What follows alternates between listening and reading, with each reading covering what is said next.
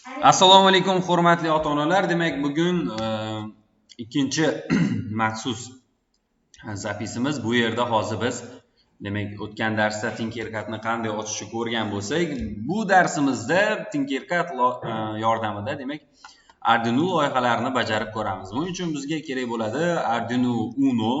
Bu dip varianti. Buni robototexnikaga ancha kirgan insonlar juda yaxshi biladi, bolajonlar yaxshi biladi. Bu Arduino Uno yana bizga kerak bo'ladi demak maketniy plata. Maketniy plata kerak bo'ladi. Bu bizni ishimizni sal osonlashtiradi.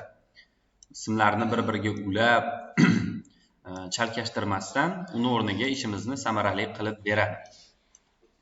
Maketniy platani mana bu qatori, mana mashq qatori oxirgacha ta'sir qiladi. Bitta agar elektr toki ulansa oxirgacha ta'sir qiladi. Mana bu qatori ham xuddi shunday. Aynan plyusga, minusga ulash shart emas. Lekin agar o'ziday qilib ulab qo'ysangiz, bu albatta ma'qul odob qoidalariga to'g'ri keladi.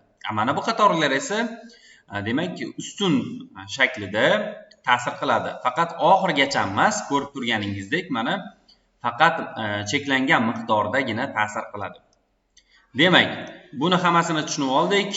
Endi Arduino bo'yicha ham o'zi alohida bitta darslik qilamiz, video darslik. Bu video darslikni demak ota-onalarga tashlab beramiz. Hozir bizning vazifamiz demak bitta chiroqni yoqish, ikkita, uchta va 10 ta chiroqni qo'shib yoqish va ularni demak raqsga tushirish bo'ladi. Robototexnikaning kuchini hozir ko'ramiz. Albatta bitta LED chiroq olamiz. Uning rangi qizil. Xohlasak uni rangini o'zgartirishimiz ham mumkin bu yerdan. Bizga hozircha qizil rangni o'zi ham yetadi. Va biz mana bu yerda GND tortamiz. Ma'lumot o'rnida aytib o'taman, Arduinoda 3 ta GND bo'ladi va bu 3 ta GND bu minus degani. Minus ishorani asta tortib kelamiz. E'tibor bergan bo'lsangiz, demak simimizning rangi boshida yashil edi. Bu odatiy holati. Agar uni rangini o'zgartirmoqchi bo'lsak, mana tepadan o'zgartirishimiz mumkin yoki klaviaturadan F1 ni tagida turuvchi 1 dan 0 gacha bo'lgan raqamlar qatoridagi raqamlarni bosib, ranglarini tezda o'zgartirib olishimiz mumkin. Например, mana ko'rishingiz mumkin. Misol uchun endi bu ulandi. Endi bunga plus ulashimiz kerak. Plus tomonini qanday ulaymiz? Plus tomoni yana ma'lumot o'rnida aytib o'tish mumkinki, ikkinchi oyoqdan 13-oyoqqacha bu hammasi demak plus ishora degani. Bularning hammasi o'zi robototexnika tilida raqamli demak ma'lumot, raqamli pinlar deyiladi. Bu yerdan raqamli axborot olishimiz mumkin ikkinchi oyoqdan 13-oyoqqacha. Biz hozir ikkinchi oyoqni tanlaymiz. O'zi bu yerda xohlagan oyog'ingizni tanlashingiz mumkin. Va pastdan birinchi qator 1 va 0 raqamlari orasidan 2 ni bossak, agar klaviaturadan qizil rangga o'tib qoladi. Va demak plus tomonini ham asta pastga tushirib olamiz mana shu liniyaga. Olib kelib bu yerga ulasak bo'lardi, lekin biz undan-da chiroyliroq ishlashga harakat qilamiz. Endi mana bu joydan demak LED chirog'imizni plus tomoniga ulaymiz. Mana tayyor. O'zi savol tug'iladi, LED chiroqni plus minusini qayerdan bilamiz? Mana oddiy LED chiroq. LED chirog'ini mana bu egilgan tarafi demak doim plus bo'ladi. Tekis turgan tarafi esa minus bo'ladi. Agarda siz robototexnika do'konlaridan xuddi shunga o'xshagan LED chiroq sotib oladigan bo'lsangiz, unda uning oyoqlari bukilmagan bo'ladi. Unda qanday aniqlaymiz ustoz deb savol tug'iladigan bo'lsa, bozorlardan yoki robototexnika do'konlaridan sotib olinadigan demak LED chiroqlarning oyoqlarini aniqlash juda oson. Uzun tarafi demak plus bo'ladi, kalta tarafi minus bo'ladi. Chunki uzun bo'lishiga sabab bozorlardan sotib olinadigan chiroqni u bukilmagan holatda bo'ladi, tekis turadi, o'shaning uchun uzun bo'ladi. Demak plus minusni qanday aniqlashni ko'rib oldik. Agarda hozir LED chirog'imizni ichki qismini ham demak bizning saytimiz Tinkercad sayti ko'rsatib berganda, u orqali ham aniqlashni ko'rsatib bergan bo'lardim. Buni galdagi videolarda ko'rib o'tamiz. Demak, bizda hammasi soz. Faqat bitta narsa qolib ketdi. Buni hozir tushuntirib o'taman. Endi qaraymiz. Bu holatda hozir bizning LED chirog'imiz yonadimi? Albatta yo'q, chunki biz qarshilik qo'ymadik. albatta kod ham yozmadik, lekin qarshilik ham qo'ymadik. Agar rezistor bo'lmasa, mana bu chiroq demak kuyib qolishi mumkin. O'shaning uchun biz rezistor qo'yamiz, tok kuchini kamaytirib beradi bizga. Endi mana shu chiroqni yoqishimiz uchun biz bu yerga kod yozishimiz kerak. Mana kod bo'limini bosamiz. Bu yerda blok yordamida buni ko'pchilik Scratch esiga tushib ketdi. Biz lekin demak professional tarzda yozishimiz uchun kod bo'limiga o'tib, o'sha tekstni bosamiz, tekstning ustiga kiramiz. Bizda bitta shablon yaratilgan bo'ladi. Ctrl A ni bosib hammasini belgilaymiz va hammasini o'chirib tashlaymiz. Xullas, biz o'zimiz noldan yozishimiz kerak. Endi bu yerga birinchi doim C++ dasturlash tilida kod yozamiz o'zi. Bunga birinchi tanishtiruv qismidan boshlaymiz. Ya'ni void lab qismidan boshlaymiz. Void lab qismini yozgandan keyin ikkita qovus qo'yamiz va kod yozuvchi maxsus qovusimizni yozamiz va pastga olib tushamiz. Pastga olib tushganimizdan keyin endi buni tanishtirishimiz kerak. Bu yerga ma'lumot chiqarishimiz kerak. Boya aytgandim, bu raqamli demak ma'lumot chiqaruvchilar mana ko'rinib turibdi. Ikkinchi oyoqdan 13-oyoqqacha raqamli ma'lumot chiqaruvchilar edi. Pin mode e'tibor bergan bo'lsangiz, faqat M harfi katta harf bilan yozilyapti. Va maxsus qovus ochamiz. Qovus ochgandan keyin ichiga ikkinchi oyoq belgur. Nimaga ikkinchi oyoq? Chunki men ikkinchi oyoqqa uladim plyusni. Har qanday chiroqlarni hozir minusini bitta minus orqali demak yoqsa bo'ladi. Plyuslarni esa alohida ulaymiz. Chunki bular demak ma'lumot chiqaruvchi pinlar hisoblanadi. Xo'p, endi bu yerga output. Ingliz tilini biladiganlar bo'lsa, output bu tashqariga chiqarish, shunaqami? Chiqarish ma'nolarida keladi. Pin bu yerda oyoqcha, mode uslub. Oyoqcha uslubida ikkinchiga, ya'ni mana bu ikkinchi oyoqqa chiqarish. Bu yerda tokni chiqarishni nazarda tutyapti. Endi kod yozuvchi maxsus qovusimizni yopamiz va pastga tushamiz. Pastga tushgandan keyin void lab qismiga o'tamiz. Void lab qismi. Void lab qismida esa yana ming bor uzr, biz ozgina yanglishdik. Chunki ish bor joyda xato bo'ladi. Tepada void setup qismi. Void setup qismi. Ming bor uzr so'raymiz. Void setup qismi, tanishtiruv qismi, void lab qismi dasturiy qism hisoblanadi. Demak, bu yerga kod yozuvchi maxsus qovusimizni qo'yamiz. Keyin pastga tushamizda, demak, buni yoqishni boshlaymiz. Digital write. Bu yerda ham e'tibor bergan bo'lsangiz, digital write'da faqat mana bu W katta harf bilan turibdi. Shunisiga e'tibor berishimiz kerak, bo'lmasam demak chirog'imiz yonmaydi. Demak, endi ikkinchi oyoq. Buni yoqishning ikki xil varianti bor. Kimga qaysi variant qulay bo'lsa, o'sha variantdan foydalanish mumkin. Ikkinchi oyoqni, ya'ni hozir biz yoqmoqchimiz, ya'ni raqamli pinlar, mana digital raqamli pinlarni yoqmoqchimiz. Bir qo'ysak ham bo'ladi. Qovus yopib, nuqta virgul. Lekin buni o'rniga qo'shimcha qilib bu yerga komment yozib ketaman. Demak, shu bir sonining, to'xtang, mana bu yerda aniqroq qilib yozib o'tay.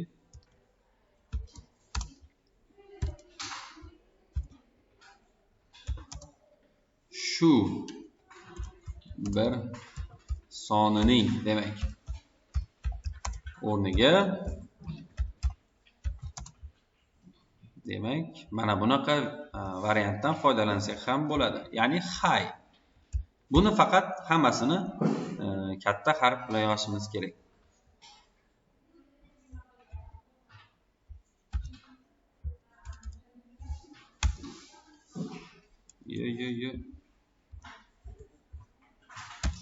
Bizi klaviaturamizda muammo bor menimcha.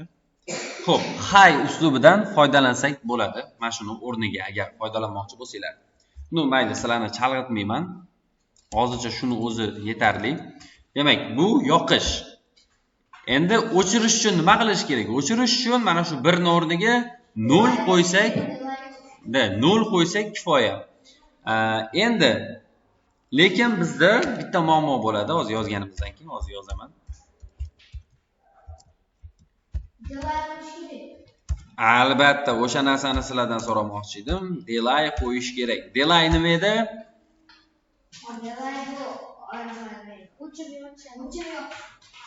Delay o'chib yonishimi? Ya'ni o'sha o'chib yonishi nima sababli? Qancha vaqt turishi? Aytib ham qo'ydim.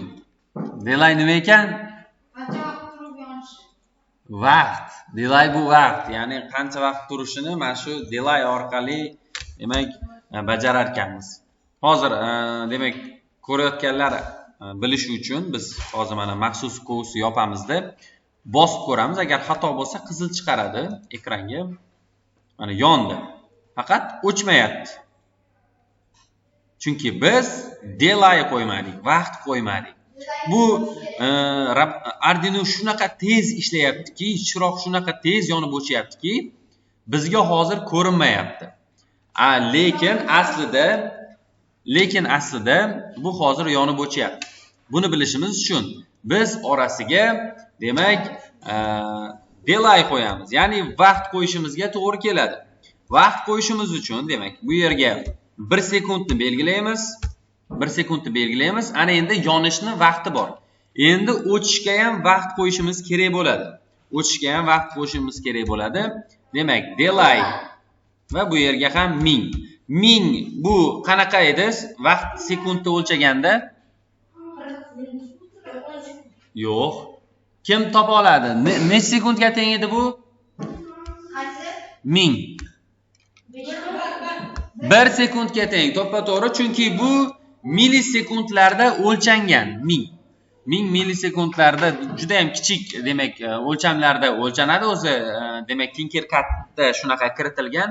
Hali 3D variantlar ishlaganimizda ham buni guvohi bo'lasizlar. Demak bu 1 sekundga teng ekan. Endi chirog'imiz 1 sekund yonib, 1 sekund o'chishi kerak ekan, to'g'rimi? Bosamiz va kuzatamiz. Demak 1 sekund yondi, 1 sekund o'chdi, 1 sekund yondi, 1 sekund o'chdi. Juda yaxshi. Endi shu tartibda biz keyingi chiroqni qo'sha olamizmi? Albatta. Nimaga yo'q? Mana bu yerdan demak yana sim chiqaramiz. Bizda chunki tayyor kod bor. Bu kodni shabloni orqali biz keyingi chiroqlarni ham yoqib ketsak bo'ladi. Demak, mana ikkinchi chirog'imiz va mana shu yergacha уже tok yetib keldi va bu yerdan endi pastga. Ana endi biz minusni yana olib kelib ulab o'tirishimiz shart emas. Chunki mana bu liniya boya aytdim, mana bu liniya ham mana oxirigacha ta'sir qiladi. Oxirigacha o'z nimasi bor. Liniya bor, tok bor mana shu yerda. Demak, bitta rezistor orqali ulab qo'ysak bo'ldi ekan. Mana rezistor orqali ulab qo'yamiz. Masala hal. Ana endi biz ikkinchi chiroqni ham kodini yozsak bo'ladi. Ikkinchi chiroqni kodini qanday yozamiz? Demak, void setup qismida, tanishtiruv qismida avvalo uni tanishtirib o'tishimiz kerak. Demak, pin mode qilgan holatda demak 3. Chunki biz hozir uni 3 ga uladik. Kelinglar, bu yanglishmasligi uchun buni rangini o'zgartirib qo'yamiz. Yellow qilamiz, sariq qilamiz. Simni ham sariq qilamiz. Simni ham sariq qilib qo'yamiz. Mana tepadan o'zgartirdim sizlarga ko'rinish uchun. Aslida raqamlar orqali o'zgartirsa ham bo'ladi. Xo'p, endi 3-oyoq mana. 3-oyoqda sariq turibdi. Demak, buni ham tanishtirib o'tamiz. Output demak tashqariga chiqarish. Mana endi buni kodini yozishimizga to'g'ri keladi. Buni kodini qanday yozamiz? Xuddi mana shu jarayonni takrorlaymiz. Demak, albatta ko'chirib olsak ham bo'ladi, yozsak ham bo'ladi. Kelinglar, vaqtdan yutish maqsadida buni nusxalab olamiz. Chunki aynan xuddi shu shablondan foydalanamiz. Yondimi hammada? Barakallah. Qaranglar endi. Endi mana shu jarayonni qaranglar. Mana bu joyidagi demak maxsus pinlarni o'rnini almashtirib qo'yamiz. 3-oyoqqa, mana bu yerni esa mana buni ham 3-oyoqqa. Ana endi qanaqa bo'ladi? Endi birinchi demak qizil chiroq yonadi, keyin sariq chiroq yonadi. Albatta 1 sekund kutgan holatda. Endi shu vaziyatni tezlashtirib yuborish uchun mana bu yerdagi o'chish kodini o'chirib tashlaymiz. Agar bu yerdagi o'chirish vaqtini olib tashlasak, bu kutmasdan keyingi etapga o'tib ketaveradi. Demak, bu yerdagi demak kutish vaqtini ham o'chirib tashlaydigan bo'lsak, bu jarayon juda ham tez bo'ladi. Ko'rishimiz mumkin. Demak, startni bosgan holatda ko'ramiz mana. Juda ham mana avvalgiga qaraganda tezroq ishlayapti. Buni yana ham tezroq qilish uchun albatta bolajonlarimiz juda yaxshi biladi. Vaqtini kamaytirish kerak. O'shanda bu juda ham tezroq ishlaydi. Mana bunga ya'ni yarim sekund qo'yamiz. Endi vaziyatni ko'rishimiz mumkin. Juda ham zo'r. Endi xuddi shu tartibda biz keyingi led chiroqlarni ulashni boshlaymiz. Demak, bu yerga buni qo'ysak, rangini qanaqa qilamiz? Yashil qilsak, svetofor bo'lib qolar ekanda. Green. Svetoforga o'zi alohida to'xtalamiz, o'shaning uchun biz ketma-ket chiroq qo'yib ketaveramiz. Buni rangini endi xo'sh, orange qo'yamiz. Keyingi chirog'imizni qo'yamiz. Buni rangini qanday qilamiz? Buni rangini blue qilamiz. Ya'ni ko'k rang. Mana bu yerda yana bitta chirog'imiz. Buni rangini, demak, oq qilar ekanmiz.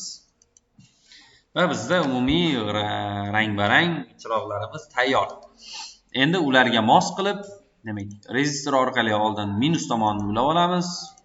Mana bu minus tomoni. Plus tomonini esa tepadan alohida pinlarga ulashimiz kerak. Mana minus tomoni tayyor. Endi plus tomonini endi shu narsani aytib o'tishim kerakki, robototexnika tilida minus tomoni katod deyiladi, plus tomoni demak anod deyiladi. Demak, boshlaymiz.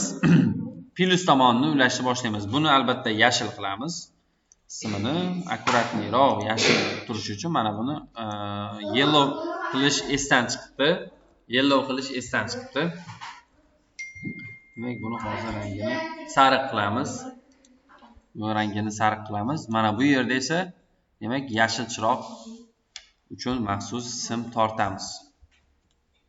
Hozir mana yashil chiroqning simi ham yashil bo'lsa, yanglishmaymiz albatta.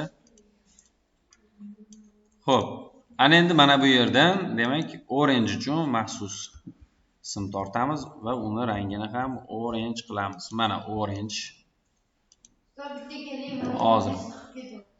Endi mana bu yerdan esa biz 5-oyoq ulaymiz. Faqat ulayotgan oyoqlarimizni yaxshilab ko'rib olishimiz kerak bo'ladi. Mana bu esa blue uchun. Buni ham rangini o'sha demak o'zini rangiga moslab qo'yamiz simini.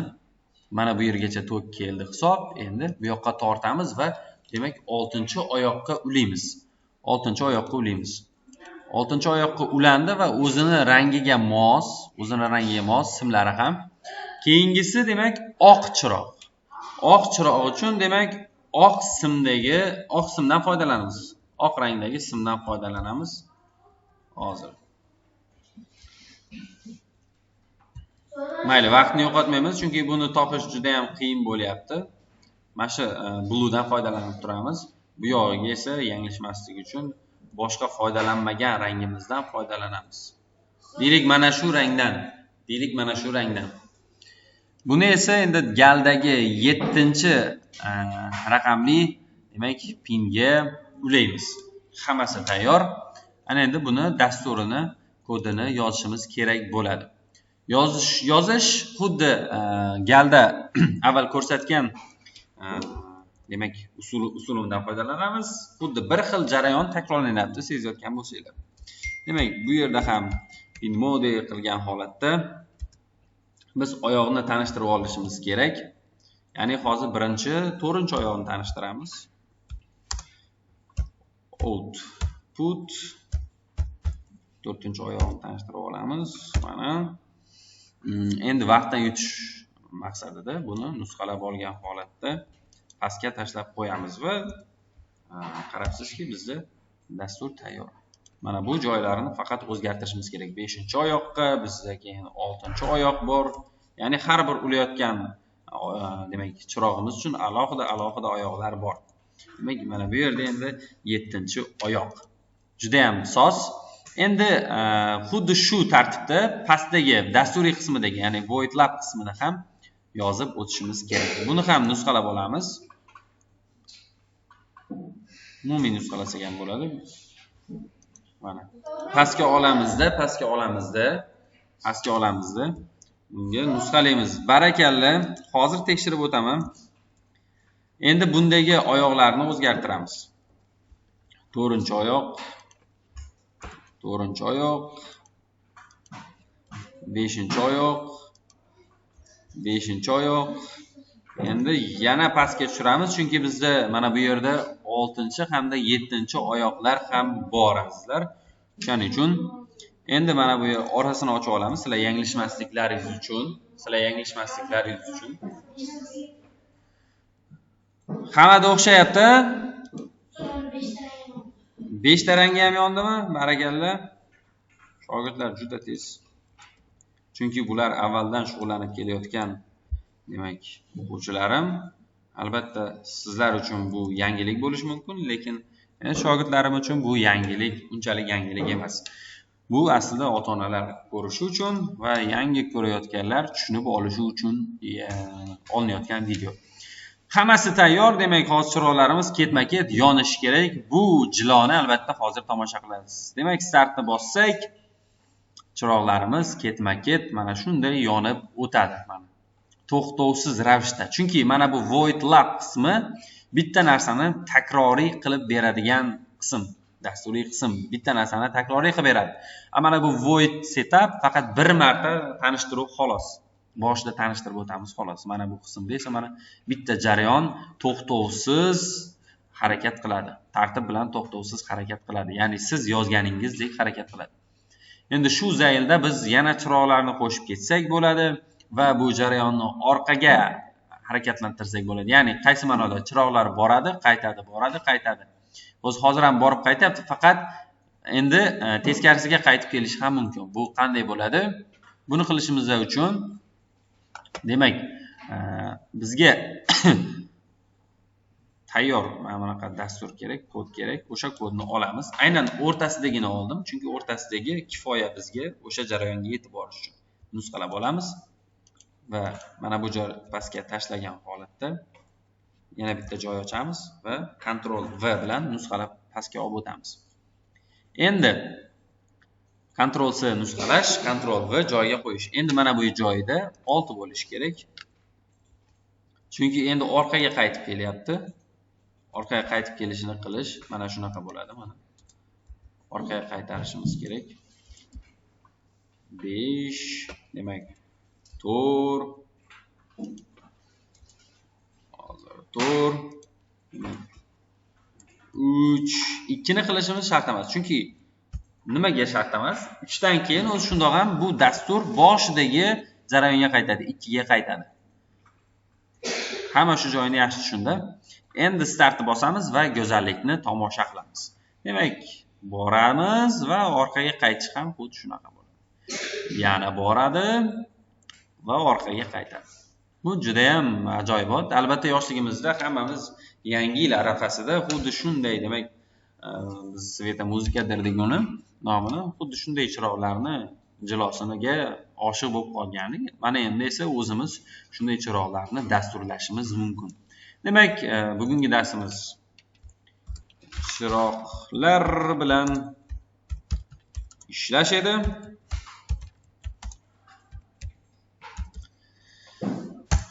Video yoqqan bo'lsa, o'z fikrlaringizni qoldiring. Agar tushunmayotgan joylaringiz bo'lsa, videoni qayta ko'rishni tavsiya etamiz. To'g'rimi, o'quvchilar?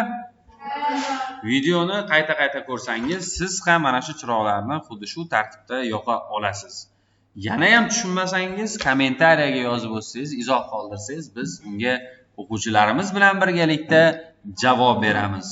Xayr, sog', salomat bo'ling. Sizlar bilan janob hokim bo'ldi.